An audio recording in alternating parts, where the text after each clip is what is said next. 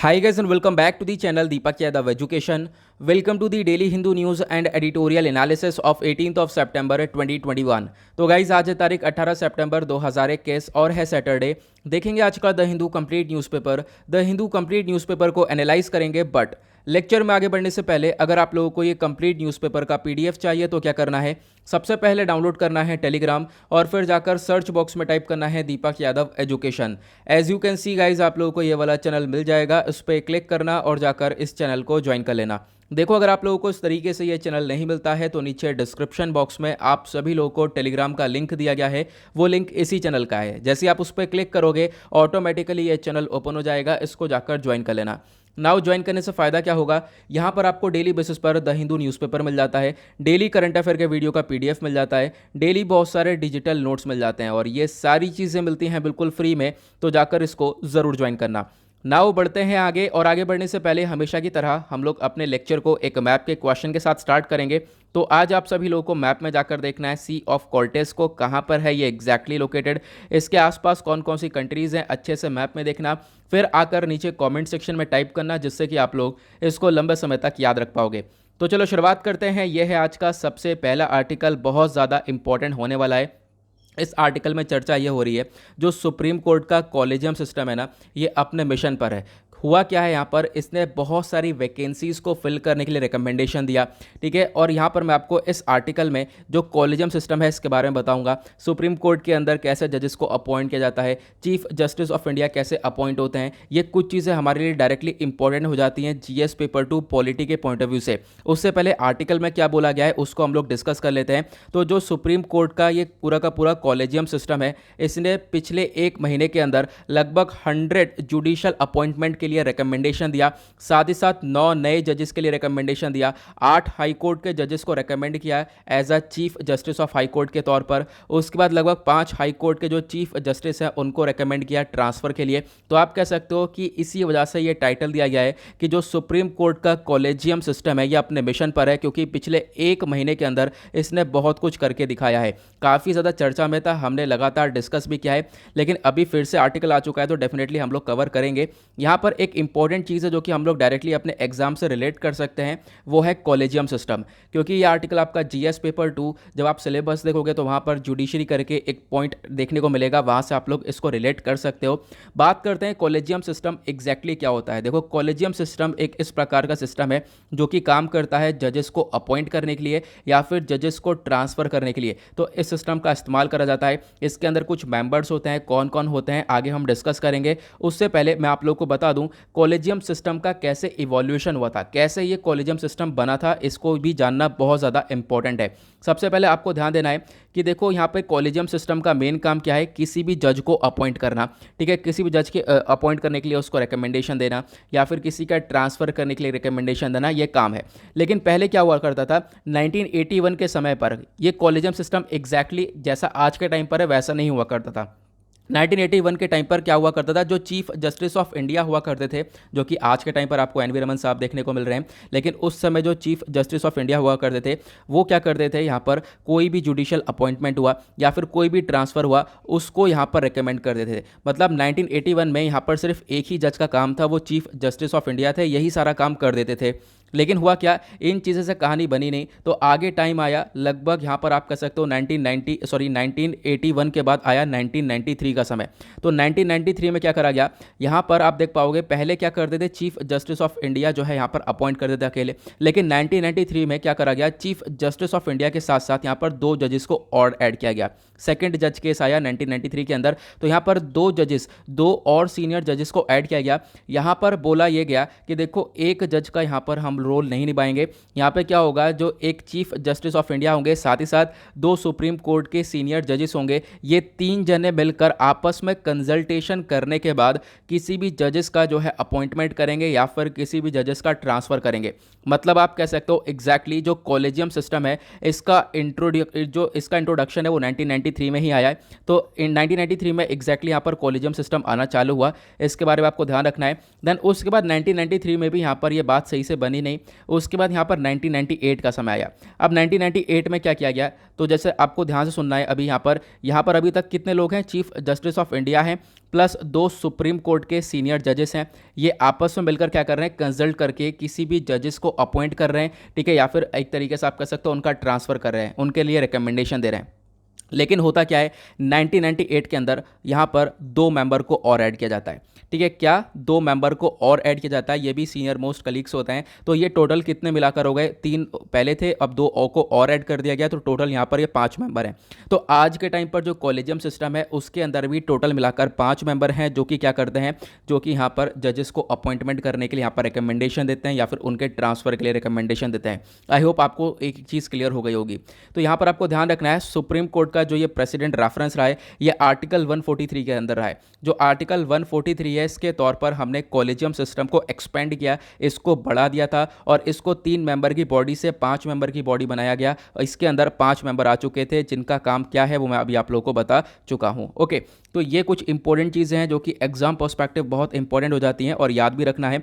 तो आज के टाइम पर भी आपको यहाँ पर ये 5 जजेस देखने को मिलेंगे सुप्रीम कोर्ट के कॉलेजियम के अंदर, और 5 जजेस में से 4 तो सीनियर मोस्ट जजेस हैं और 1 हमारे होते हैं chief justice of India. Government का रोल क्या है, तो सरकार का रोल बहुत ज़्यादा लिमिटेड है कॉलेजियम सिस्टम के अंदर, ये आपको ध्यान रखना है। गवर्नमेंट सिर्फ और सिर्फ एक इंक्वायरी कंडक्ट करती है और उस इंक्वायरी को कंडक्ट किया जाता है इंटेलिजेंस ब्यूरो के थ्रू, ठीक है। ये आप एक छोटा सा आइडिया रख सकते हो। इंटेलिजेंस ब्यूरो एक तरीके से एक रेप्यूटेड इंटेलिजेंस एजेंसी है जो कि मिनिस्ट्री ऑफ होम अफेयर्स के अंडर में आती है। अब बात करते हैं जैसे जो चीफ जस्टिस ऑफ इंडिया है, इनको कैसे अपॉइंट किया जाता है, ठीक है, या फिर कोई और सुप्रीम कोर्ट के जजेस हो गए, इनको कैसे अपॉइंट किया जाता है। ये बहुत इंपॉर्टेंट है, ये आप लोग पॉलिटिक्स जब पढ़ोगे तो यहाँ पर आपको पूरा का पूरा चैप्टर देखने को मिलता है, वो सब आपको वहाँ पे पढ़ने को मिलेगा। तो मैं आपको डायरेक्टली बताता हूँ, जो चीफ जस्टिस ऑफ इंडिया हैं, जैसे कि आज के टाइम पर एन वी रमन साहब हैं, तो इनको कैसे अपॉइंट किया गया होगा। सबसे पहली बात जो है, चीफ जस्टिस ऑफ इंडिया के लिए आपको 3 बातें ध्यान में रखनी है। सबसे पहली बात, जो हमारे प्रेसिडेंट ऑफ इंडिया होते हैं वो अपॉइंट करते हैं चीफ जस्टिस ऑफ इंडिया को, या फिर कोई और सुप्रीम कोर्ट का जज हो गया तो उनको अपॉइंट करने वाले व्यक्ति जो है प्रेसिडेंट है। प्रेसिडेंट जाकर एट द लास्ट में साइन करते हैं। उसके बाद यहाँ पे अगर हम लोग बात करें, इससे पहले क्या क्या होता है, जो चीफ जस्टिस ऑफ इंडिया पुराने वाले हैं वो रिकमेंडेशन देते हैं। मतलब कि क्या है इसका, जो आज के टाइम पर हमारे चीफ जस्टिस ऑफ इंडिया हैं एन वी रमन साहब, इनसे पहले वाले जो चीफ जस्टिस ऑफ इंडिया हुआ करते थे, इन्होंने रिकमेंड किया होगा, इन्होंने बोला होगा कि हाँ इनको एन वी रमन साहब को सीजीआई बनना चाहिए। मतलब पुराने वाले जो चीफ जस्टिस ऑफ इंडिया है उनका भी यहाँ पर रिकमेंडेशन होता है। प्लस उसके बाद यहाँ पर एग्जैक्टली यहाँ पर आपको ये देखने को मिलेगा, एक चीज़ और यहाँ पर इंपॉर्टेंट है कि देखो चीफ जस्टिस ऑफ इंडिया उन्हीं को बनाया जाएगा जो कि एक सीनियरिटी लेवल पर होंगे, एक सीनियर यहाँ पर व्यक्ति होंगे, उनको यहाँ पर सीजीआई का पद मिलेगा। तो ये आपको ध्यान रखना है, ये कुछ चीज़ें हैं। और एट द लास्ट यहाँ पर प्रेसिडेंट ऑफ इंडिया ही अपॉइंट करते हैं, ये छोटा सा पॉइंट है। उसके बाद अब आपका क्वेश्चन ये होगा, सुप्रीम कोर्ट के जजेस को कैसे अपॉइंट किया जाता है। तो हमने चीफ जस्टिस ऑफ इंडिया के बारे में बात करी। अब सुप्रीम कोर्ट के जजेस को अपॉइंट करने के लिए जो चीफ जस्टिस ऑफ इंडिया है, ये अपना कंसल्टेशन करता है बाकी कॉलेजियम मेंबर्स के साथ। जो ये पूरा का पूरा कॉलेजियम सिस्टम है, मतलब ये पूरा वर्क करता है जो कि हमने अभी समझा है सुप्रीम कोर्ट के जजेस को अपॉइंट करने के लिए। तो ये आपको ध्यान रखना है। फिर एट द लास्ट क्या होता है, यहाँ पर भी क्या होता है, देखो जो ये कॉलेजियम सिस्टम है ये सारी चीज़ें प्रिपेयर करता है, ठीक है। प्रिपेयर करने के बाद क्या करता है, ये पूरा का पूरा जो रिकमेंडेशन है ये लॉ मिनिस्टर को भेजता है। लॉ मिनिस्टर इस चीज़ को फॉरवर्ड करते हैं प्राइम मिनिस्टर को, और फिर प्राइम मिनिस्टर हमारे एडवाइस करते हैं प्रेसिडेंट को। एट द लास्ट प्रेसिडेंट का यहाँ पर साइन चाहिए होता है। देन उसके बाद यहाँ पर क्या होता है, किसी भी जो एक तरीके से जजेस हो गए सुप्रीम कोर्ट के, उनको अपॉइंट किया जाता है। एट द लास्ट यहाँ पे प्राइम मिनिस्टर ही अपॉइंट करते हैं, ये भी आप लोगों को, सॉरी प्रेसिडेंट ही अपॉइंट करते हैं, ये भी आप लोगों को ध्यान रखना है। देखो कॉलेजियम सिस्टम का बहुत ज़्यादा क्रिटिसिज्म हो जाता है, ठीक है। क्रिटिसिज्म भी याद रखना है। क्रिटिसिज्म क्यों होता है कि देखो इसकी आलोचना इसलिए होती है क्योंकि यहाँ पर इतनी ट्रांसपेरेंसी नहीं है। आपस में ये लोग डिस्कशन कर रहे हैं, आपस में यहाँ पर किसी को भी ये जजेस बना रहे हैं, तो इसमें क्या होता है, स्कोप ऑफ नेपोटिज्म देखने को मिलता है। जैसे कि ट्रांसपेरेंसी नहीं है, आपस में ये कर रहे हैं बातचीत, आपस में कंसल्ट करके किसी भी जज को अपॉइंट कर रहे हैं, तो फिर इससे नेपोटिज्म यानी कि अपने ही रिलेटिव्स को आगे बढ़ाते रहते हैं, ऐसी चीज़ें यहाँ पर देखने को मिलती है। प्लस उसके बाद यहाँ पर अपने ही रिलेटिव्स को आगे बढ़ा कर बहुत सारे जो टैलेंटेड लोग हैं वो पीछे छूट जाते हैं, ये दिक्कत देखने को मिलती है। तो ये कुछ चीज़ें हैं जो कि आप लोग यहाँ पर ध्यान रख सकते हो। आर्टिकल काफ़ी लंबा हो चुका है लेकिन बिल्कुल बहुत ज़्यादा इंपॉर्टेंट है, बहुत चर्चा में आ चुका है। उसके बाद अगला आर्टिकल आपको ये देखने को मिलेगा, आपको मालूम होगा कल मैंने आपको बताया था कि जो जीएसटी काउंसिल है उसकी कल मीटिंग होने वाली है और वो कल मीटिंग हो चुकी है। अब जीएसटी काउंसिल की जो मीटिंग हुई उसके अंदर क्या क्या डिस्कशन हुआ वो यहाँ पे हम लोग देखने वाले हैं। तो सबसे पहली चीज़ यहाँ पे काफ़ी चर्चा हो रही थी कि जो पेट्रोलियम प्रोडक्ट्स हैं उनको जीएसटी काउंसिल के अंदर रखा जाएगा। तो यहाँ पे आप देख सकते हो GST council not for inclusion of petroleum products यहाँ पे बोल दिया गया है हमारी फाइनेंस मिनिस्टर के द्वारा। अभी हम लोग कुछ चीज़ों को और क्लियर करेंगे, ठीक है। यहाँ पर इस पिक्चर के थ्रू आप पूरा आर्टिकल क्लियर कर पाओगे। अभी यहाँ पे ध्यान रखना है, जो ये जीएसटी काउंसिल की मीटिंग थी ना, ये 45वीं थी, यानी 45th जीएसटी काउंसिल मीटिंग थी जिसको चेयर किया है हमारी फाइनेंस मिनिस्टर ने। यहाँ पर ध्यान रखना है जीएसटी काउंसिल की मीटिंग को चेयर ही फाइनेंस मिनिस्टर करते हैं। फाइनेंस मिनिस्टर कोई भी हो सकता है, लेकिन आज के टाइम पर निर्मला सीतारमण जी हैं, तो इन्होंने इसको चेयर किया, ठीक है। कहाँ पर हुई है? लखनऊ के अंदर ये फ्राइडे में मीटिंग देखने को मिली। अब यहाँ पर डिसीजन के अंदर कुछ की डिसीजन बताए गए हैं, कुछ टॉप के डिसीजंस हैं यहाँ पर, कुछ 6 डिसीजन है। सबसे पहले आप देख पाओगे इन्होंने यहाँ पर बोला कंसेशनल जो टैक्स रेट है कोविड-19 के ऊपर वो देखने को मिलेंगे। अभी क्या हुआ था, जब कोविड तेजी से बढ़ा, सेकेंड वेव देखने को मिला, बहुत सारे लोगों की जान जा रही थी, ऑक्सीजन की कमी हो चुकी थी, ये सारे क्रैशेस हम लोगों ने अप्रैल के टाइम पर देखे थे। तो उस बीच यहाँ पर फिर क्या हुआ था कि जो बहुत सारी जो मेडिसिन हैं जो कि कहीं ना कहीं कोविड को क्योर कर रही हैं, कोविड को कहीं ना कहीं ठीक करने में मदद कर रही हैं, उनके ऊपर यहाँ पर जो एक तरीके से टैक्स रेट लग रहा था उसके ऊपर छूट दी गई थी, ठीक है। मतलब जीएसटी जो लग रही थी उसके ऊपर छूट दी गई थी। तो यहाँ पर बोला गया है उस छूट को थोड़ा सा बढ़ा दिया गया है। जो कंसेशनल टैक्स रेट दिया गया है कोविड-19 एसेंशियल मेडिसिन को, जैसे कि टोसिलिजुमाब हो गया, इस प्रकार की जो मेडिसिन है उसके ऊपर जो छूट दी गई थी उसको बढ़ा दिया गया है। 31 दिसंबर तक यहाँ पर इसको एक्सटेंड कर दिया गया है। पहला की डिसीजन ये हुआ। दूसरी बातचीत यहाँ पर इस मीटिंग के अंदर यह हुई, जो मास्कुलर एट्रोफी ड्रग्स है, जैसे कि यहाँ पर बोला गया ज़ोल्गेंसमा और विल्टेप्सो, ये कुछ इस प्रकार की ड्रग्स है। ये भी यहाँ पर कुछ दवाइयाँ हैं, आप कह सकते हो, जिसकी कॉस्ट लगभग 16 करोड़ के आसपास, इनको जीएसटी से एग्जेम्प्ट कर दिया गया है। यहाँ पर जीएसटी नहीं लागू होगी, ऐसा बताया गया। उसके बाद यहाँ पर अगर आप कोई लीज्ड एयरक्राफ्ट को इंपोर्ट कर रहे हो, ठीक है, यानी कि कहीं से आप रेंट पर एयरक्राफ्ट ले रहे हो अपने कंट्री के अंदर, तो उसके ऊपर भी आईजीएसटी नहीं लगने वाली है, ठीक है। मतलब कि जो एग्जेम्प्ट कर दिया है उसको आईजीएसटी से। उसके बाद यहाँ पर बोला गया जो फूड डिलीवरी ऐप्स होने वाले हैं, food delivery apps for example Zomato हो गया, स्विगी हो गया, ये सब फूड डिलीवरी ऐप्स है ना, ये लोग क्या करेंगे, यहाँ पर आप कह सकते हो इनसे जीएसटी कलेक्ट किया जाएगा, ठीक है, to collect GST instead of restaurants, यहाँ पर बोला गया। उसके बाद यहाँ पर की डिसीजन के अंदर आता है जो फोर्टिफाइड राइस होता है उसके ऊपर जो टैक्स वगैरह है उसको रिड्यूस करा गया। पहले यहाँ पर फोर्टिफाइड राइस के ऊपर 18% का टैक्स होता था, इसको कम करके 5% का किया गया। उसके बाद जो जीएसटी है कैंसर ड्रग के ऊपर, जो कैंसर ड्रग है केतुर्दा करके यहाँ पर नाम है, इसके ऊपर जो जीएसटी लगती थी उसको भी कम करा गया, 12% से 5% किया गया। तो ये कुछ की डिसीजन है जो कि जीएसटी काउंसिल की मीटिंग के अंदर हुए हैं, जो हमारे एग्जाम के पॉइंट ऑफ व्यू से बिल्कुल भी इंपॉर्टेंट इतने हैं नहीं। अब यहाँ पर मतलब एक आइडिया हम लोग रख सकते हैं, डेफिनेटली मीटिंग हुई है तो हमें इसके बारे में डेफिनेटली पता होना चाहिए। क्वेश्चन ये है, ये जो जीएसटी काउंसिल की मीटिंग हुई है ये जीएसटी के रूल्स एंड रेगुलेशंस के अंदर कहाँ पर मेंशन्ड है, इसके बारे में ध्यान रखना। ये एक इंपॉर्टेंट पार्ट बन जाता है हमारे प्रीलिम्स के पॉइंट ऑफ व्यू से।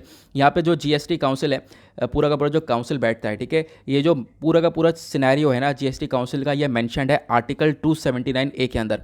आर्टिकल 279A बात करता है जीएसटी काउंसिल को बनाया जाता है हमारे प्रेसिडेंट के थ्रू, और जीएसटी काउंसिल के चेयरमैन होते हैं union finance minister. Finance minister कोई भी हो सकता है, जैसे मैंने आपको बताया आज के टाइम पर निर्मला सीतारमण जी हैं, तो इन्होंने चेयर करा इस मीटिंग को।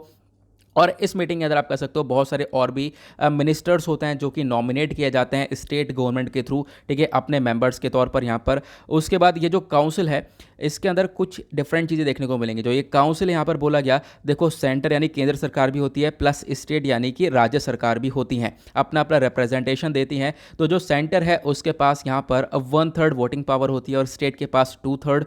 जो डिसीजन की है उसको यहाँ पर 3/4 मेजोरिटी से लिया जाता है। ये कुछ इंपॉर्टेंट चीज़ें हो सकती हैं जो कि आप लोगों के काम आएंगी।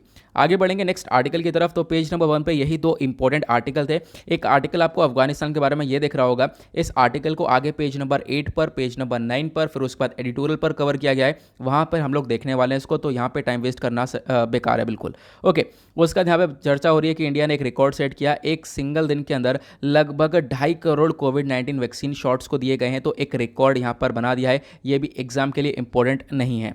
आगे बढ़ेंगे। नव एक छोटा सा आर्टिकल ये देखने को मिलेगा यहाँ पर। उससे पहले मैं बता दूं कि कांग्रेस लीडर्स ने भी हमारे मोदी जी को जो हमारे प्राइम मिनिस्टर हैं उनको बर्थडे विशेष दी हैं कल।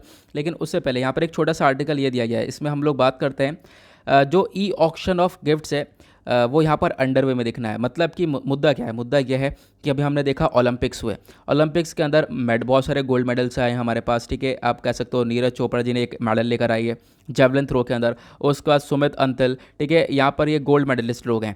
इन्होंने क्या करा, जैसे कि नीरज चोपड़ा जी का यहाँ पर जेवलिन थ्रो था, तो इन्होंने अपना जेवलिन यहाँ पर हमारे प्राइम मिनिस्टर को दिया है।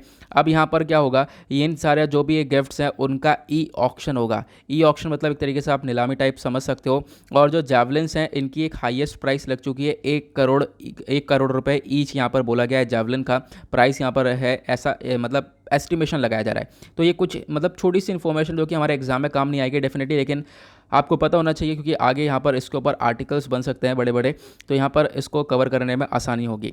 उसके बाद एक छोटा सा आर्टिकल ये देखने को मिलेगा। अब यहाँ पर क्या है ना, एक बॉडी आपको इंपॉर्टेंट दिख रही होगी, डेफिनेटली वो इंपॉर्टेंट है, लेकिन उससे पहले मैं आपको बता दूँ इस आर्टिकल में ज़्यादा कुछ खास नहीं है। जो नेशनल इन्वेस्टिगेशन एजेंसी है, अगर हम लोग बात करें तो इन्होंने यहाँ पर जो एक तरीके से लश्कर ए तायबा LET टेररिस्ट है अब्दुल करीम टुंडा, ठीक है, एक तरीके से यहाँ पर इसका कनेक्शन देखने को मिला है एक बॉम्ब ब्लास्ट में।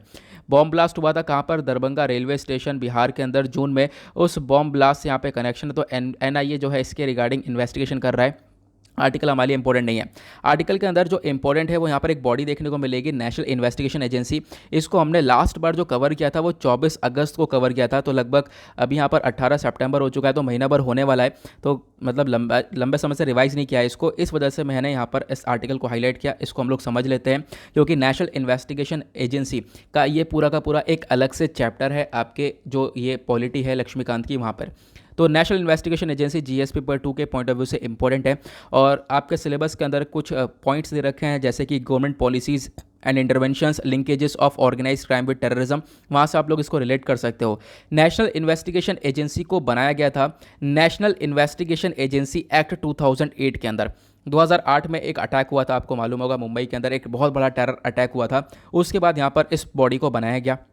एक तरीके से एक सेंट्रल एजेंसी है जिसका मेन काम क्या है, कुछ ऐसे केसेस को देखना, कुछ ऐसे केसेस को यहाँ पर इन्वेस्टिगेट करना जो कि कहीं ना कहीं हमारे कंट्री के लिए, हमारी कंट्री की सोवरेनिटी के लिए, हमारी कंट्री की सिक्योरिटी के लिए, इंडिया की इंटीग्रिटी के लिए यहाँ पर खतरा है। उन केसेस को यहाँ पर ये नेशनल इन्वेस्टिगेशन एजेंसी देखता है। साथ ही साथ यहाँ पर नेशनल इन्वेस्टिगेशन एजेंसी बहुत सारे और केसेस देखता है, जैसे कि इंडियन करेंसी को लेकर बहुत ज़्यादा स्मगलिंग वगैरह होती है, वैसे टाइप के केसेस भी यहाँ पर देखे जाते हैं NIA के थ्रू। उसके बाद NIA का जो मेन ऑब्जेक्टिव है वो टेरर को कॉम्बैट करने का। ये ऑब्वियस ही बात है, जब हमने यहाँ पर 2008 के अंदर एक टेररिस्ट अटैक देखा था मुंबई के अंदर, उसके बाद ही नेशनल इन्वेस्टिगेशन एजेंसी को बनाया गया था। तो इसका जो मेन काम था वो इन टेररिज्म को, इन आतंकवादियों को टैकल करने का यहाँ पर ये पूरा का पूरा काम किया था NIA ने। आज के टाइम पर भी वो इसी को लेकर काम करता है। Plus counter terrorism law enforcement agency के तौर पर जाना जाता है, क्योंकि बहुत सारे यहाँ पर लॉज वगैरह को इम्प्लीमेंट करता है ताकि जो ये आतंकवाद है इसको रोका जा सके। NIA का हेडक्वार्टर न्यू दिल्ली के अंदर है, प्लस और भी बहुत सारे ब्रांचेस हैं NIA के, जैसे हैदराबाद, गुवाहाटी, कोची, लखनऊ, मुंबई, कोलकाता, रायपुर, जम्मू के अंदर। देखो NIA की ज़रूरत क्या थी, यहाँ पे बताया गया है। NIA की पहली ज़रूरत तो ये थी कि जो टेररिस्ट इंसिडेंट्स है ना उस समय पर बहुत ज़्यादा बढ़ रहे थे भारत के अंदर, तो उनको ख़त्म करने के लिए एक ऐसी बॉडी हमें बिल्कुल बहुत ज़्यादा ज़रूरी थी कि ऐसी बॉडी आनी चाहिए जो कि इन चीज़ों को रोके, या फिर कोई यहाँ पे आर्म्स हो गए या ड्रग्स हो गए, इनकी स्मगलिंग हो रही है, इनको रोका जा सके, या फिर फेक इंडियन करेंसी यहाँ पर सर्कुलेट हो रही है उसको रोका जा सके। तो उसके लिए एक बॉडी की ज़रूरत थी। देन उसके बाद यहाँ पर इस बॉडी को लाया, और मैंने जैसा बताया है कि आप कह सकते हो कि मुंबई टेरर अटैक हुआ उसके बाद यहाँ पर इस बॉडी को बनाया गया था, वो हम लोगों ने ऑलरेडी डिस्कस कर लिया है, ठीक है। तो ये कुछ चीज़ें हैं जो कि आप लोग इसके बारे में एक छोटा सा आइडिया रख सकते हो, प्रीलिम्स के पॉइंट ऑफ व्यू से इंपॉर्टेंट हो सकता है। उसके बाद आते हैं पेज नंबर 9 के ऊपर, एक इंपॉर्टेंट आर्टिकल आता है। यहाँ पर इंडिया और चाइना के बारे में चर्चा हो रही है। तो इंडिया के जो हमारे एक्सटर्नल अफेयर मिनिस्टर हैं S जयशंकर साहब, इन्होंने यहाँ पर बातचीत करी, कहाँ पर, चाइना के मिनिस्टर के साथ। चाइनीज़ काउंटर पार्ट है वांग यी। अब यहाँ पर ये जो मीटिंग हुई है ना, ये SCO की मीटिंग थी। आपको मालूम होगा, कल मैंने आपको बताया था कि कल SCO की मीटिंग होने वाली है, कल GST काउंसिल की मीटिंग होने वाली है। तो GST काउंसिल की मीटिंग हो गई, हमने आर्टिकल डिस्कस कर लिया। अब SCO की मीटिंग कल हो चुकी थी, अब यहाँ पे हम डिस्कस करेंगे SCO की पहली बात, फुल फॉर्म क्या है। फुल फॉर्म है शंघाई कोऑपरेशन ऑर्गेनाइजेशन।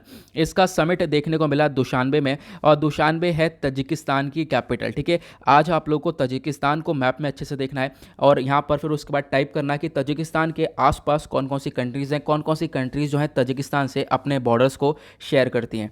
ओके, अब यहाँ पर देखो ना, जो भी मीटिंग हुई है ना, इसके अंदर पूरे आर्टिकल के अंदर एक टॉपिक उठाया गया है और उसी टॉपिक को लेकर डिस्कशन हुआ। वो टॉपिक है LAC का इशू। आपको मालूम होगा पिछले एक साल के अंदर, साल 2020 में इंडिया और चाइना के बीच में LAC इशू बहुत ज़्यादा चर्चा में रहा। लाइन ऑफ एक्चुअल कंट्रोल पर दोनों कंट्रीज़ के बीच में डिस्प्यूट बहुत ज़्यादा रहा।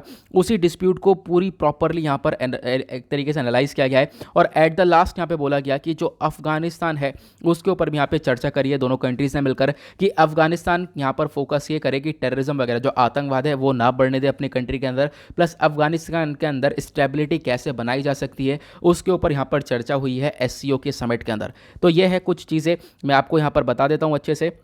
जैसे समिट कहाँ पे हुई है मैंने आप लोगों को बता दिया है। अब यहाँ पे अगर हम लोग बोलें तो देखो, सबसे पहले हम लोग SCO यानी कि शंघाई कोऑपरेशन ऑर्गेनाइजेशन के बारे में जान लेते हैं, जो कि बहुत इंपॉर्टेंट हो जाता है। तो ये जितनी भी इन्फॉर्मेशन है वो आपको जो न्यूज़पेपर का मैंने आपको PDF दिया है उसके अंदर पेन मिलेगी। साथ ही साथ यहाँ पर इस टेलीग्राम चैनल दीपक यादव एजुकेशन नोट्स वाले चैनल पर भी ये सारी इन्फॉर्मेशन आपको मिल जाती है। बाय द वे, यहाँ पर इस चैनल का लिंक भी आपको नीचे डिस्क्रिप्शन बॉक्स में मिल जाता है। ओके, तो यहाँ पर क्या हुआ है, मैंने इस वाले आर्टिकल को शंघाई कोऑपरेशन ऑर्गेनाइजेशन वाले को मैं वहाँ पर न्यूज़पेपर के अंदर लगाना भूल चुका हूँ, ठीक है, उसकी PDF के अंदर। कोई बात नहीं, मैं आपको पिन करके वो न्यूज़पेपर डालूंगा इस टेलीग्राम पर, बट अभी हम लोग इसको समझने के लिए यहीं से कवर कर लेते हैं जो कि इंपॉर्टेंट है। तो शंघाई कोऑपरेशन ऑर्गेनाइजेशन को बनाया गया था साल 2001 के अंदर। इसका हेडक्वार्टर चाइना के बीजिंग शहर में आपको देखने को मिलेगा और इसके अंदर ये जो जोग्राफिकल जो एक्सटेंट है, मतलब शंघाई कोऑपरेशन के ऑर्गेनाइजेशन के अंदर कौन कौन सी कंट्रीज आती हैं। बहुत सारी कंट्रीज सेंट्रल एशिया की हैं, साउथ एशिया की हैं और एशिया पैसिफिक रीजन की आती है। जैसे कि यहाँ पर बोला गया कि शंघाई कोऑपरेशन ऑर्गेनाइजेशन के अंदर आपको यहाँ पर ये मेंबर स्टेट्स देखने को मिलेंगे, जैसे कि यहाँ पर इंडिया है member, Kazakhstan, China, Kyrgyzstan, Pakistan, Russia, Tajikistan और उज़्बेकिस्तान यहाँ पर हैं। उसके बाद 4 इसके ऑब्जर्वर स्टेट हैं। ऑब्जर्वर स्टेट के अंदर अफगानिस्तान, बेलारूस, ईरान और मंगोलिया है। इंडिया ने शंघाई कोऑपरेशन ऑर्गेनाइजेशन को ज्वाइन किया था साल 2017 में।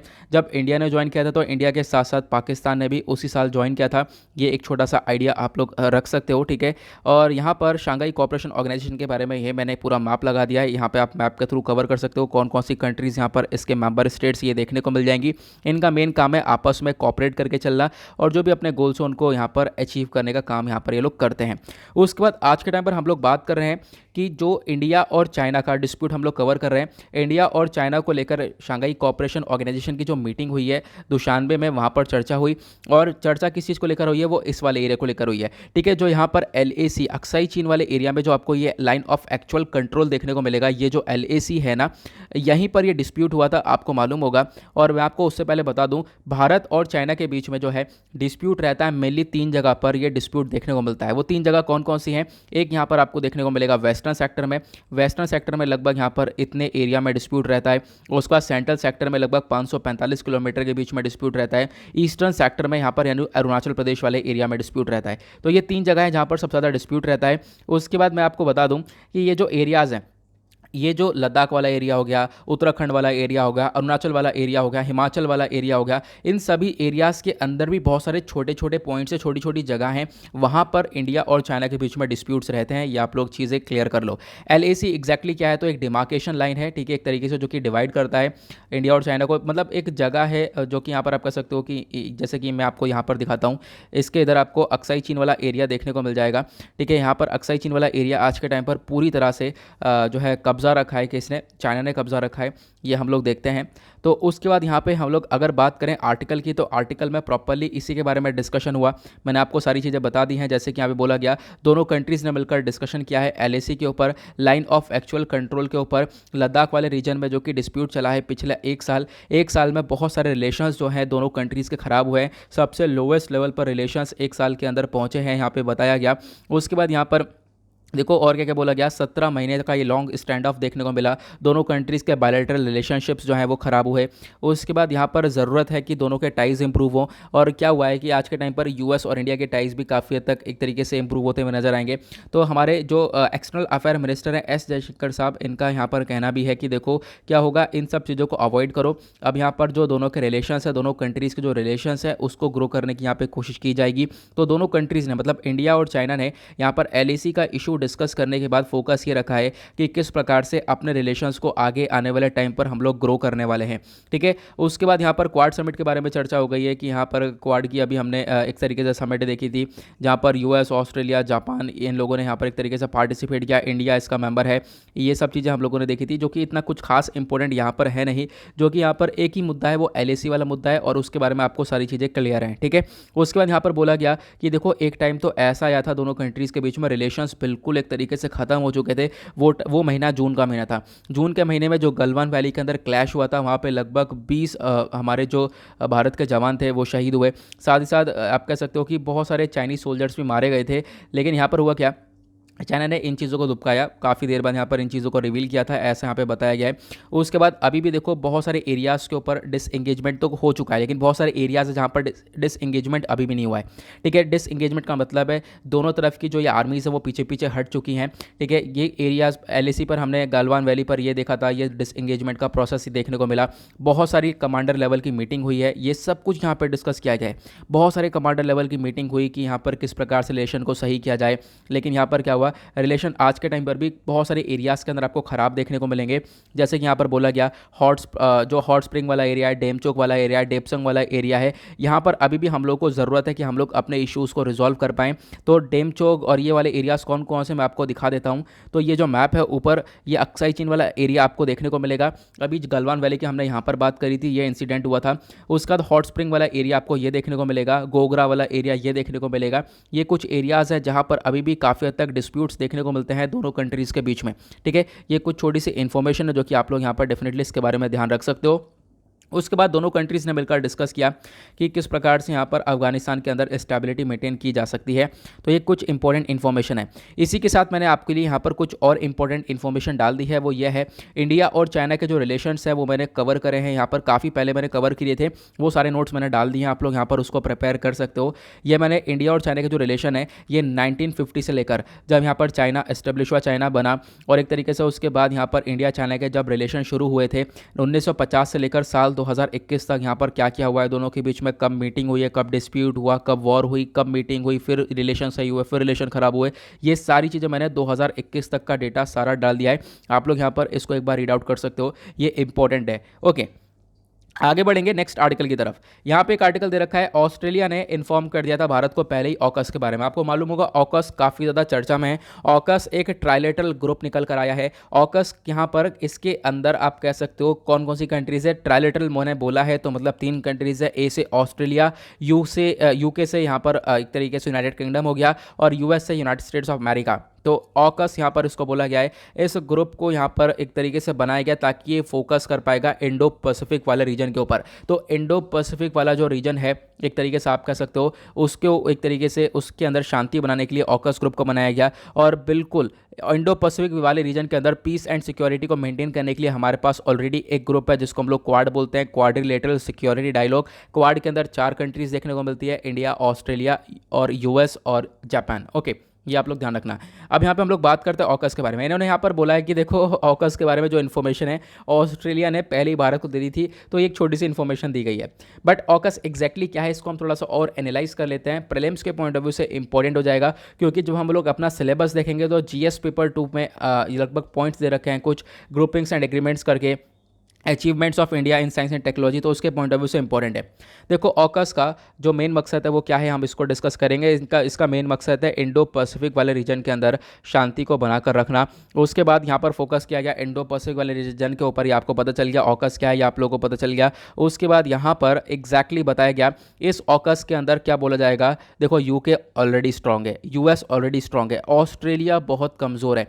ऑस्ट्रेलिया को क्या किया जाएगा, ऑस्ट्रेलिया को न्यूक्लियर पावर्ड सबमरीन्स दी जाएगी। ध्यान से सुनना, ये न्यूक्लियर पावर सबमरीन्स है, ये न्यूक्लियर वाली सबमरीन नहीं है, इसके अंदर कोई न्यूक्लियर वेपन नहीं दिया जा रहा है, ये न्यूक्लियर पावर सबमरीन्स है। सबमरीन्स 2 टाइप्स की होती हैं, एक होती है कन्वेंशनल सबमरीन, ठीक है, जो कि लंबे समय तक पानी में नहीं रह सकती। दूसरी सबमरीन होती है न्यूक्लियर पावर सबमरीन, जो कि लंबे समय तक पानी में रह सकती है। इसके काफ़ी हद तक फ़ायदे भी होते हैं, काफ़ी दिनों तक यहाँ पर ये पानी में रह सकती है। ठीक है, तो ये वाली सबमरीन ऑस्ट्रेलिया के पास नहीं है, तो ये वाली सबमरीन अभी ऑस्ट्रेलिया को प्रोवाइड करवाने की बात की है इस ऑकस ग्रुप के थ्रू। तो ऑस्ट्रेलिया के पास काफ़ी हद तक पावर आती हुई नजर आएगी।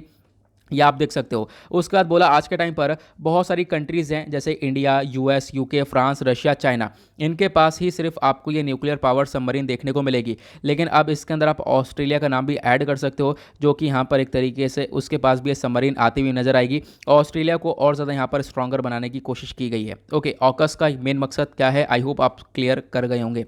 आगे बढ़ेंगे नेक्स्ट आर्टिकल की तरफ। और क्या इंपॉर्टेंट, तो यहाँ पर कुछ इस नेक्स्ट पेज पर कोई भी ऐसा इंपॉर्टेंट आर्टिकल नहीं है।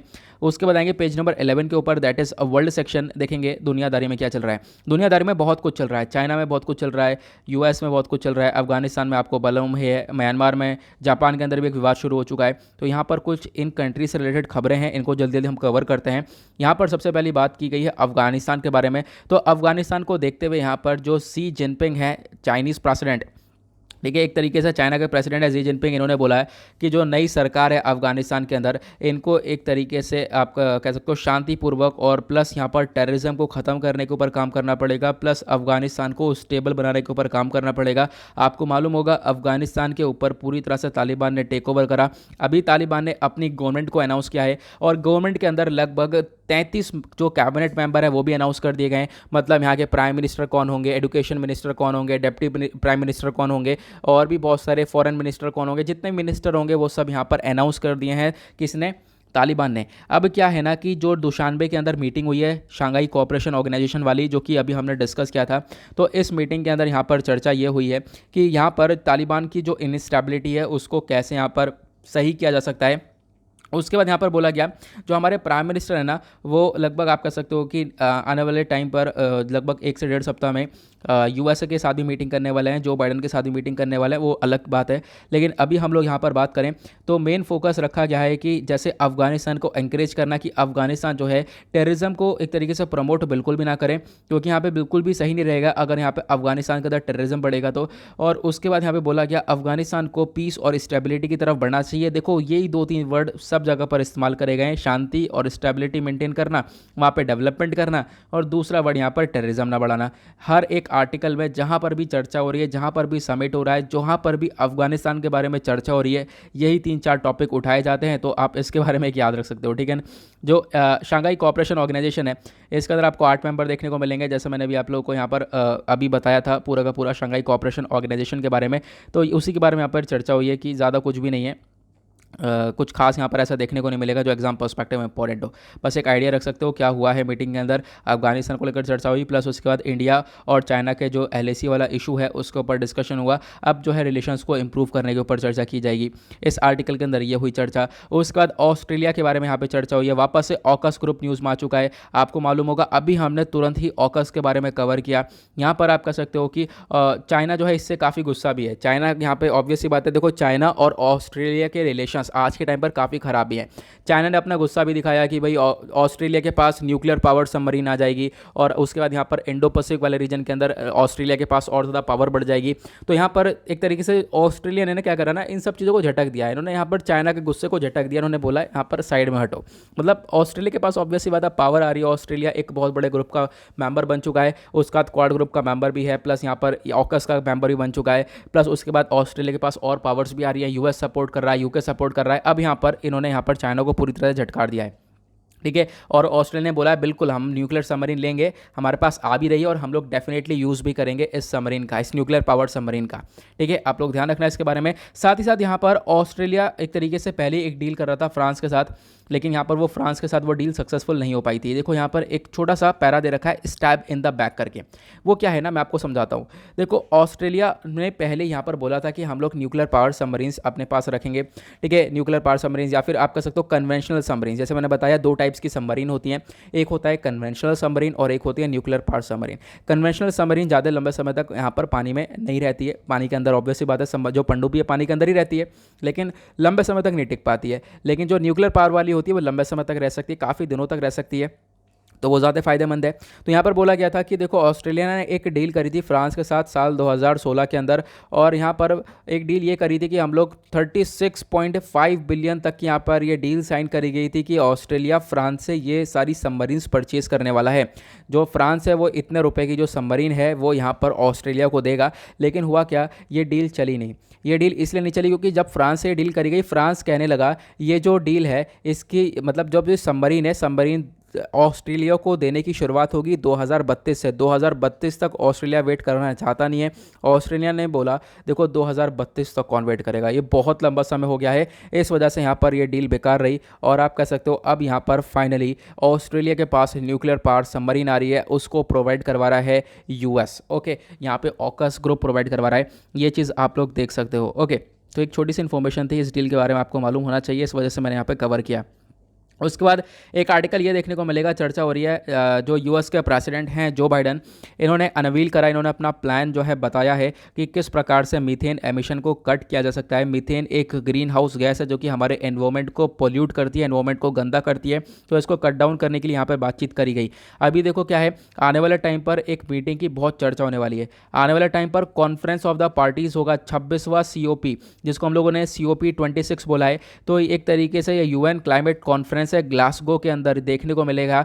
यहाँ पे बहुत सारी कंट्रीज अटेंड करने वाली हैं। उसके बाद आप कह सकते हो मेन फोकस यहाँ पर ये रखा जाएगा कि किस प्रकार से एनवायरमेंट को प्रोटेक्ट किया जा सकता है, क्लाइमेट चेंज के रिगार्डिंग कैसे स्टेप उठाए जा सकते हैं, वो इस मीटिंग के अंदर डिस्कशन होगा। लेकिन उसके साथ साथ यहाँ पे देखो, जो US हो गया, यूरोपियन यूनियन हो गया, इन्होंने यहाँ पर चर्चा करी है कि किस प्रकार से हम लोग मीथेन एमिशन को कट कर सकते हैं, यानी कि जो मीथेन एमिशन आज के टाइम पर देखने को मिलता है और उसको हम लोग कैसे कम से कम कर सकते हैं, जिससे हमारा एनवायरमेंट सही हो सके, एनवायरमेंट के अंदर पोल्यूशन हम लोग कम से कम कर सकें।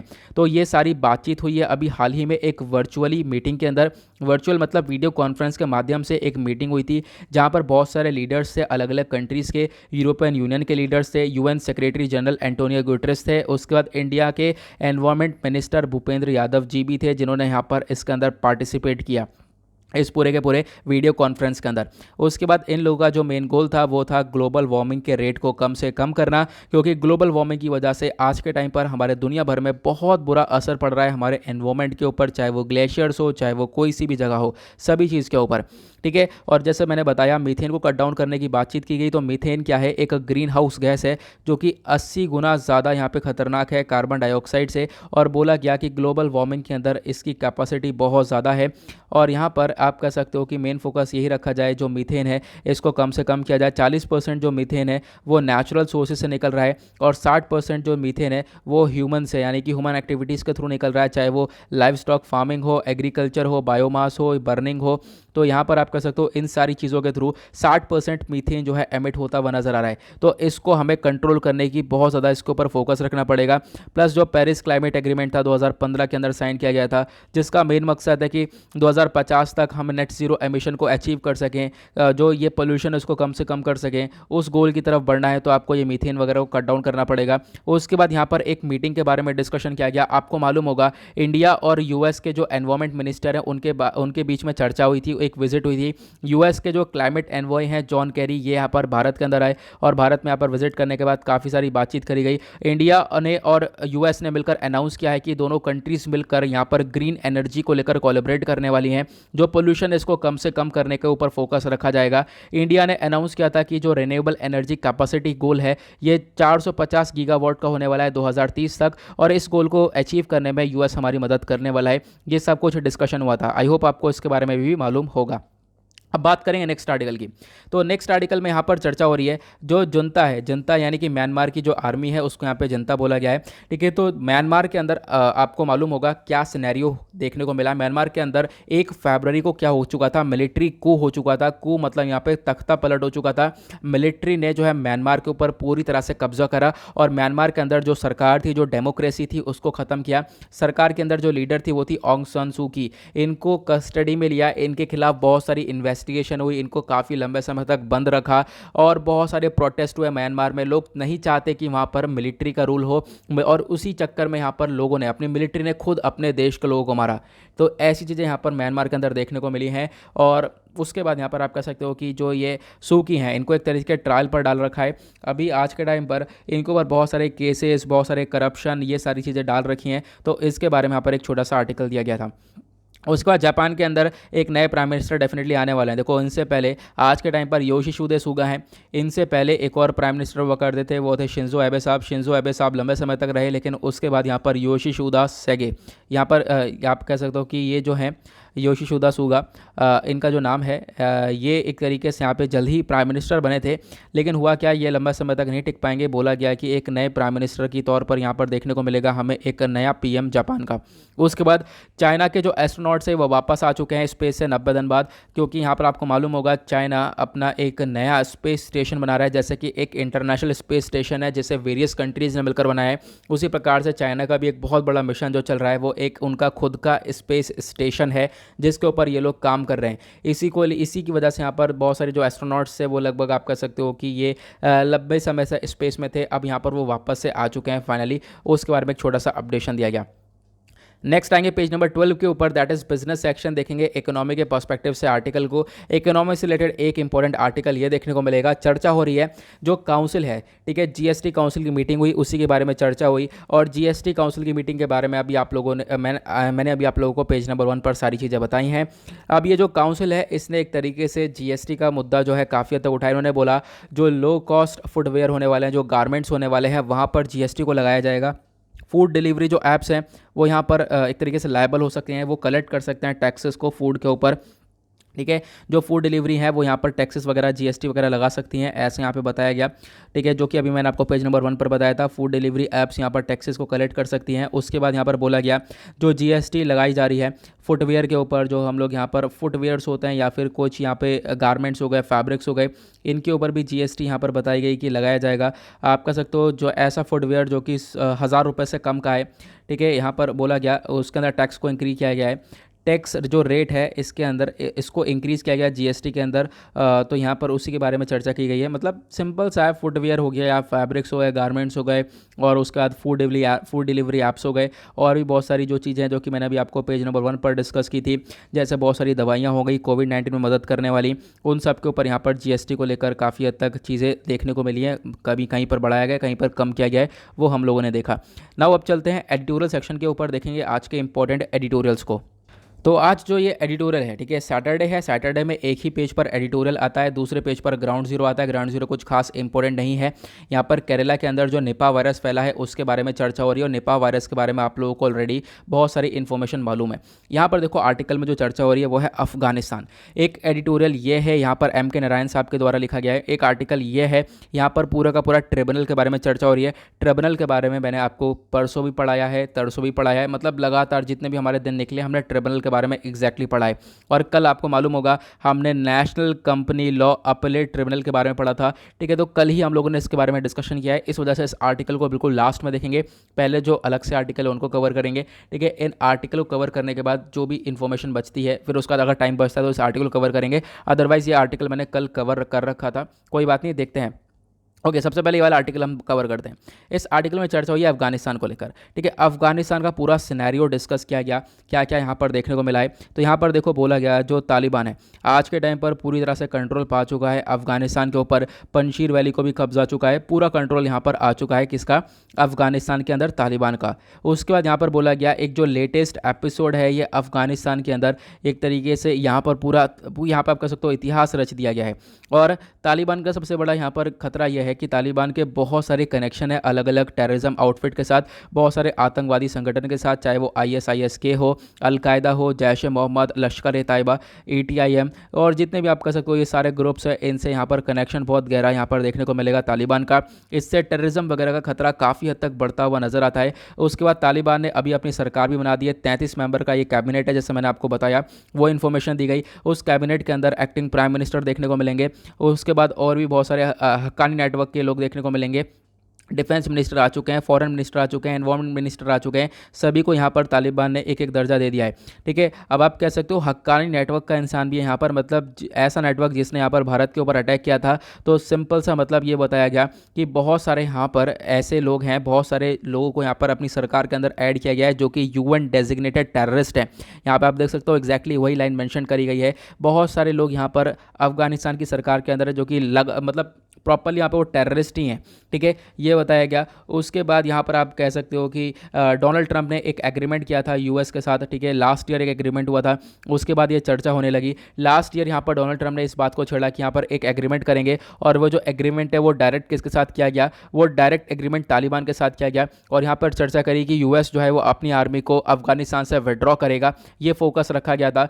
जैसे यहाँ पर अफगानिस्तान को ये बात पता चली तो इसकी तरीके से अफगानिस्तान सॉरी तालिबान को ये बात पता चली कि हाँ यूएस यहाँ पर ये बात रख रहा है कि हाँ अपने आर्मीज़ को यहाँ पे से विड्रॉ करेगा। तो कहीं ना कहीं क्या हुआ, जो तालिबान है उसके अंदर अपनी जीत की जो एक तरीके से फीलिंग है ना वो आने लगी कि यार हम लोग कहीं ना कहीं विक्ट्री पा चुके हैं, क्योंकि अफगानिस्तान से यूएस निकलेगा और यूएस निकलेगा तो हम वापस से कब्जा लेंगे अफगानिस्तान को। ये फोकस यहाँ पर रखा गया था तालिबान का, ठीक है। तो ये सारी बातचीत हुई थी, आपको मालूम होगा, सब कुछ हमने एक एक करके डिस्कस ऑलरेडी कर रखा है। सारी इन्फॉर्मेशन, सारे नोट्स डिटेल में मैंने आपको सब कुछ प्रोवाइड करवा रखे हैं। वो ये आर्टिकल्स रिपीटेड आते हैं, जैसे मैंने बताया एक ही एडिटोरियल को 100 बार कवर किया जाएगा, तो 100 बार थोड़ना पड़ना है। एक बार हमें इशू पता चल गया है तो हम लोग उसको बार बार यहाँ पर डिटेल में जाकर उसमें टाइम वेस्ट करना होता है। लेकिन फिर भी क्या क्या है मैं आपको बता देता हूँ, क्योंकि बहुत सारे लोग फिर बोलेंगे एडिटोरियल डिस्कस नहीं किया। तो यहाँ पर फिर में क्या क्या एग्जैक्टली बताया गया वो आपको मालूम है, वही सारी चीज़ें यहाँ पर आपको पता होंगी। उसके बाद बोला गया, देखो बहुत सारे लोगों ने कोशिश करी अफगानिस्तान के अंदर जाने की, ठीक है, बहुत सारी कंट्रीज़ यहाँ पे फोकस कर बहुत सारी कंट्रीज़ यहाँ पे फोकस करा था। लेकिन क्या हुआ यहाँ पर आप कह सकते हो आज के टाइम पर यूएस भी हार मान चुका है। यूएस ने भी यहाँ पर क्या एक तरीके से अपने हथियार गिरा दिए अफगानिस्तान के तालिबान के सामने, ठीक है। इंडिया का क्या एंगेजमेंट है, देखो इंडिया का एंगेजमेंट बहुत ज़्यादा है। इंडिया यहाँ पर मेन फोकस एक ही रखा है, यहाँ पर इंडिया नहीं चाहता अफगानिस्तान के अंदर टेररिज्म प्रमोट हो। इंडिया बिल्कुल ये चाहता है कि अफगानिस्तान के अंदर शांति रहे, आतंकवाद बिल्कुल भी ना हो। प्लस उसके बाद यहाँ पर मतलब देखो इंडिया के अंदर जो तालिबान है, तालिबान से भारत के जो अफगानिस्तान के अंदर तालिबान है उससे यहाँ पर भारत के कोई रिलेशंस है नहीं, ठीक है। भारत के इतने अच्छे रिलेशंस बिल्कुल भी आपको देखने को मिलेंगे नहीं तालिबान के साथ। हालांकि जो पहले सरकार थी अफगानिस्तान की उसके साथ हमारे बहुत सारे रिलेशंस थे। इंडिया का बहुत सारा इन्वेस्टमेंट है, इंडिया ने बिलियंस ऑफ रुपीज़ का इन्वेस्टमेंट कर रखा है अफगानिस्तान के अंदर। उसको यहाँ पे खतरा, देखो खतरा है भी नहीं, ऐसा भी बोला जाता है कि कुछ इतना खास खतरा है नहीं, लेकिन फिर भी बिलियंस ऑफ रुपीज़ का इन्वेस्टमेंट कर रखा है। लेकिन हमारे कांटेक्ट ही नहीं है जब तालिबान से, तो यहाँ पर कुछ ज़्यादा अच्छे से यहाँ पर चीज़ें इंप्लीमेंट होती हुई नज़र आएंगी नहीं। उसके बाद बोला इतिहास में बहुत सारी कंट्रीज़ ने ट्राई किया, रशिया ने ट्राई किया, ग्रेट ब्रिटेन ने ट्राई किया, यूएस ने भी ट्राई किया अफगानिस्तान के अंदर आकर चीज़ों को बदलने की, लेकिन कुछ नहीं हुआ। यहाँ पर आप कह सकते हो जो ये 9/11 अटैक हुआ उसके बाद यहाँ पर जो 20 साल तक यूएस यहाँ पे रहा अफगानिस्तान के अंदर, इसमें क्या बदलाव हुआ, कुछ भी बदलाव नहीं हुआ। ऑथर डायरेक्टली बोल रहे हैं यहाँ पर 20 साल में यूएस ने कुछ भी बदलाव नहीं किया है अफगानिस्तान के अंदर। इनफैक्ट यहाँ पर चलो अलकायदा को ख़त्म किया था, एक तरफ अलकायदा को ख़त्म किया तो दूसरी तरफ और भी बहुत सारे जो टेररिस्ट ऑर्गेनाइजेशन है उन्होंने जन्म ले लिया। बहुत सारे और भी टेररिस्ट ऑर्गेनाइजेशन आपको यहाँ पर देखने को मिलेंगे, वो यहाँ पर देखने को मिला है, ऐसा यहाँ पर ऑथर बोल रहे हैं, जो कि कहीं ना कहीं बिल्कुल सही बात है, ठीक है। उसके बाद यहाँ पर आप कह सकते हो कि कुछ और चीज़ें बातें करी गई हैं, जैसे कौन कौन लोग हैं अफगानिस्तान की सरकार के अंदर वो आपको मालूम है। पाकिस्तान, रशिया, चाइना कहीं ना कहीं इसको अफगानिस्तान के अंदर जो तालिबान की सरकार आ चुकी है उसको सपोर्ट कर रहे हैं। लेकिन दूसरी तरफ आप कह सकते हो कि बहुत सारी कंट्रीज़ जो कि बिल्कुल अगेंस्ट में, क्योंकि इस सरकार के अंदर बहुत सारे लोग ऐसे हैं जो कि एक तरीके से यूएन डेजिग्नेटेड टेररिस्ट हैं, जैसा कि मैंने अभी आप लोगों को बताया, ठीक है। तो ये फोकस रखा गया और मतलब वही सारी चीज़ें बार बार दोहराई गई हैं। उसके बाद मैंने आपको बताया कि आज के टाइम पर बहुत सारी कंट्रीज़ के रिलेशंस जो हैं अफगानिस्तान के साथ सही रिलेशन देखने को मिलेंगे, चाहे वो पाकिस्तान, चाइना, रशिया हो। चाइना का तो अपना खुद का यहाँ पर देखो कोई भी कंट्री अपना रिलेशन रख रही है किसी दूसरी की कंट्री के साथ, उसमें अपना खुद का उसका सेल्फ इंटरेस्ट है। रशिया हमारे साथ रिलेशन रख रहा है, हम रशिया के साथ रिलेशन रख रहे हैं, सेल्फ इंटरेस्ट है, ठीक है। क्या है, इंडो डिफेंस इक्विपमेंट्स को लेकर। उसके बाद चाइना ने जो है अपना सेल्फ इंटरेस्ट के तौर पर अफगानिस्तान के साथ यहाँ पर रिलेशंस को मेंटेन करने की कोशिश की है। क्यों? क्योंकि चाइना का एक इनिशिएटिव है one belt one road initiative, ठीक है, वो पास करना है अफगानिस्तान से। दूसरा यहाँ पर यह है अफगानिस्तान के अंदर भर भर के भंडार पाए जाते हैं, ठीक है, बहुत सारा एक तरीके से रिजर्व्स पाया जाता है, लिथियम बहुत भरपूर मात्रा में पाया जाता है। और जो लिथियम होता है वो यूज़ करके जो चाइना वो बैटरीज बनाता है, बैटरीज के प्रोडक्शन में चाइना सबसे नंबर 1 पर है, तो चाइना को लिथियम चाहिए। प्लस और भी बहुत सारे मिनरल्स अफगानिस्तान में भरपूर पाया जाता है, भंडार भरे पड़े हैं। तो यहाँ पर चाइना यही फोकस रखता है कि यार हम अपना रिलेशन अच्छे रखें, अपने प्रोजेक्ट लगाएं, यहाँ से जितना फ़ायदा हो सकता है उतना निकालें। उसी प्रकार से और भी आपको वेस्टर्न एशियन कंट्रीज़ देखने को मिलेंगी जो कि अपने रिलेशंस को बढ़ाते हुए नजर आएंगी। यह हम लोग को देखने को मिलता है। लेकिन इंडिया की बात करें तो इंडिया यहाँ पर बिल्कुल अलग अलग चल रहा है। इंडिया का मेन फोकस यही है कि यहाँ पर अफगानिस्तान के अंदर एक तरीके से बिल्कुल पीस, एक तरीके से शांति ही रहे। और इंडिया नहीं चाहता यहाँ पर कि एक तरीके से जो टेररिज्म है अफगानिस्तान के साथ साथ इंडिया के अंदर भी आए, क्योंकि ऑब्वियस सी बात है अफगानिस्तान के अंदर जो टेररिज्म है वो इंक्रीज़ होगा तो इंडिया के अंदर जो जम्मू एंड कश्मीर वाला रीजन है वहाँ पर भी आने वाले टाइम पर टेररिज्म बढ़ने की संभावना है। बिल्कुल आने वाले टाइम पर हमें ऐसे इंसिडेंट देखने को मिलेंगे कि इंडिया के अंदर भी जो टेररिज्म वाले जो ये है टेररिज्म वाली चीज़ें हैं जो आने वाले टाइम पर जम्मू एंड कश्मीर वाले रीजन के अंदर देखने को मिलने वाली है। ओके, उसके बाद यहाँ पर जितनी भी चीज़ें हैं उसके रिगार्डिंग मैंने आपको सारी ऐसे नोट्स के फॉर्म में इन्फॉर्मेशन दे दी है। 9/11 अटैक के बारे में समझा दिया है, क्या क्या मीटिंग हुई थी वो सब समझा दिया है, प्लस जो भी इन्फॉर्मेशन वो आपको यहाँ पर मिल जाएगी। ठीक है, वही सारी चीज़ें यहाँ पर ऑथर ने डिस्क्राइब करी, वो भी हमने समझ लिया। उसके बाद बात करते हैं नेक्स्ट आर्टिकल की। तो यहाँ पे आपको मालूम होगा पिछले कुछ दिनों में काफ़ी हद तक चर्चा में देखने को मिला निपा वायरस। केरला के अंदर कोविड के बाद निपा वायरस काफ़ी ज़्यादा तेज़ी से बढ़कर निकल कर आया और निपा वायरस ने बहुत ज़्यादा यहाँ पर लोगों को एकदम से परेशान कर दिया। एकदम से सारे न्यूज़ मीडिया के अंदर झटका लग गया कि यार निपा वायरस वापस से देखने को मिला। तो निपा वायरस क्या है? निपा वायरस चमगादड़ के अंदर देखने को मिलता है। ठीक है, बैट्स के अंदर देखने को मिलता है। आर्टिकल GS पेपर 2 हेल्थ के पॉइंट ऑफ व्यू से इंपॉर्टेंट है। निपा वायरस एक जूनोटिक वायरस है जो कि एनिमल्स टू ह्यूमन ट्रांसफ़र होता है। तो आपको ध्यान रखना है जानवर से इंसान में ट्रांसमिट होता है, फिर इंसान से इंसान में ट्रांसमिट होने लगता है। ठीक है, और ये जो निपा वायरस है इसके पीछे का जो ऑर्गेनिज्म है वो यहाँ पर देखने को मिलता है राइबो न्यूक्लिक एसिड वायरस है जो कि इसके पीछे का कारण है। और वो जो राइबो न्यूक्लिक एसिड वायरस है वो पैरामाइक्सोविरिडे फैमिली से बिलोंग करता है। ठीक है, निपा वायरस सबसे पहली बार मलेशिया और सिंगापुर के अंदर देखने को मिला था। सबसे पहली बार मलेशिया के अंदर ब्रोकआउट हुआ 1998 में, फिर उसके बाद सिंगापुर में देखने को मिला 1999 में। सबसे पहली बार निपा वायरस कुछ सुअरों के अंदर देखने को मिला और यहाँ पे dogs, cats, goats, horses, sheeps के अंदर देखने को मिला। लेकिन अगर हम बात करें तो इसका ट्रांसमिशन है ना वो एक चमगादड़ से होता है। ठीक है, एक चमगादड़ है जो कि नेचुरल रेजर्वायर है और वो चमगादड़ एक तरीके से फ्रूट बैट, उसका नाम है फ्रूट बैट या फ्लाइंग फॉक्स आप कह सकते हो। इसको एक तरीके से कौन सी फैमिली से बिलोंग करता है? तो ये टेरोपस फैमिली से बिलोंग करता है, ये आप ध्यान रख सकते हो। ये वाला चमगादड़ एक नेचुरल रेजर्वायर है, मतलब इसके अंदर ये जो एक तरीके से निपा वायरस है ये प्रेजेंट है ही।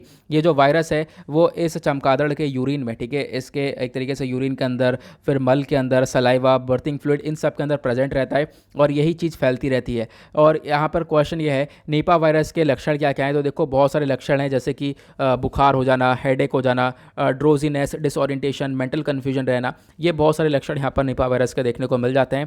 ये आप एक आइडिया रख सकते हो।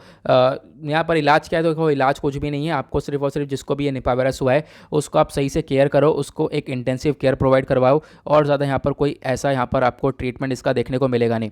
अब लेकिन यहाँ पर निपा वायरस के रिगार्डिंग मैं आपको कुछ और चीज़ें यहाँ पे बता देता हूँ। ठीक है, वो यहाँ पर देखोगे आप, ये है। ठीक है, निपा वायरस कैसे फैलता है? एक बैट के थ्रू फैलता है। बैट ये नेचुरल होस्ट है, ये चमगादड़ नेचुरल होस्ट है। चमगादड़ से किससे होगा? यहाँ पर किसी दूसरे जानवर के अंदर फैलेगा और जानवर जो है यहाँ पर इंसान के अंदर फैला सकता है और इंसान फिर दूसरे इंसान को फैला सकता है। तो यहाँ पर ये देखने को मिलता है इस निपा वायरस का पूरा कॉन्सेप्ट। बाकी सारी चीज़ें मैं आपको बता ही चुका हूँ। कहाँ पर सबसे पहले देखने को मिला था? सबसे पहले यहाँ पर मलेशिया के अंदर आउटब्रेक हुआ था 1998 में, उसके बाद सिंगापुर के अंदर देखने को मिला था 1999 के अंदर। ये मैं आपको ऑलरेडी सारी चीज़ें बता चुका हूँ। तो आज के टाइम पर ये वापस से चर्चा में देखने को मिला क्योंकि केरला के अंदर निपा वायरस के बहुत सारे केसेस हम लोग को देखने को मिले हैं। ओके, आई होप गाइज आपको ये भी आर्टिकल अच्छे से क्लियर हो गया होगा। तो एडिटोरियल में यही दो एडिटोरियल इंपॉर्टेंट है। देखो सारे एडिटोरियल कभी भी इंपॉर्टेंट नहीं होते, आपको यहाँ पे अपना टाइम बचाना पड़ेगा और जो भी आर्टिकल है उसको एक तरीके से ज़्यादा से ज़्यादा अच्छे से पहले ही प्रिपेयर करने पड़ेंगे नोट्स। और एक ही इशू के ऊपर जो भी एडिटोरियल आते हैं 100 एडिटोरियल नहीं कवर कर रहे हैं, इशू कवर कर लो, एडिटोरियल बार बार कवर करने की ज़रूरी नहीं है। जैसे यहाँ पर अफगानिस्तान का जो इशू है आपको मालूम है क्या हुआ एग्जैक्टली सब कुछ, तो उसके बाद भी यहाँ पर यहाँ पर भी वही चीज़ें मेंशन करी गई हैं। तो आपने अपने नोट्स प्रिपेयर कर रखे हैं तो वो उसको यहाँ पर फॉलो करते रहो, उसको मल्टीपल टाइम रिवाइज करो, वो ज़्यादा फायदेमंद रहेगा। उसके बाद यहाँ पे एक लास्ट एडिटोरियल है, ठीक है, इस वाले एडिटोरियल के अंदर वही ट्रिब्यूनल के बारे में चर्चा हो रही है। ट्रिब्यूनल और कल हमने डिस्कस किया है, तो आप प्लीज़ आकर कल वाला आर्टिकल देख लेना। अगर आपने कल वाला वीडियो देखा है तो डेफिनेटली आपको ट्रिब्यूनल के बारे में मालूम होगा।